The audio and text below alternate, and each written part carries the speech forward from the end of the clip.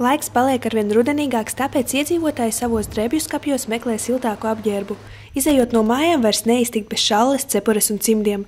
Lai gan kalendārs vēl vēsta par rudeni, tomēr pirmais sniegs jau sagaidīts. Kāds noskaņojums ir tagad sākoties augstajam laikam?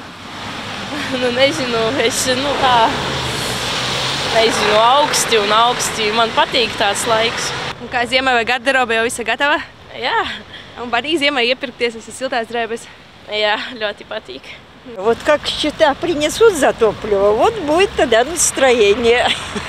Ну да, так в холодное время, чем занимаетесь вообще, что делаете? А чем мы занимаемся? Я на пенсии. Чем я могу заниматься? По дому. Вот хожу, гуляю с собачкой. А какая может быть у вас какой-нибудь свой рецепт есть, чтобы зимой не болеть, как бы? Болеть? Больше на воздухе быть.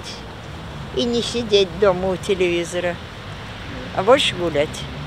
Tuvojoties ziemai, autovadītājiem jādomā par vasaras riepu nomaiņu uz ziemas, kā arī jābrauc uz pusi prātīgāk un apdomīgāk nekā vasarā. Uzrunātie Rēzeknes autovadītāji atzīst, viņus ziema un sniegs nebiedē. Vai jau sagatavots visas riepas ziemas ir jau jums iegādātas? Jā, ir, paldies. Mēs jau, kā saka, nevelkam līdz pēdējām. Un mēs jau gatavojamies agrāk laika ziemai. Nu, kā šodien jau tā kā sniegs bija uzsnidzis, kā tas braukšanu apgrūtināja? Nu, tie, kuri ātrie ir braucēji, jaunieši pie mums, nu, tie jau mazliet tā pa ceļu vadāja jau tās mašīnas. Nu, mēs kā vecāku gadu ar lielu praksi jau pie 40 vairāk gadu pie stūres, mēs nesteidzamies. Riepas nomainītas. Jā, un šodien jau bija tā kā tas sniegs, vai cik lielā mērā tas traucēja braukšanai?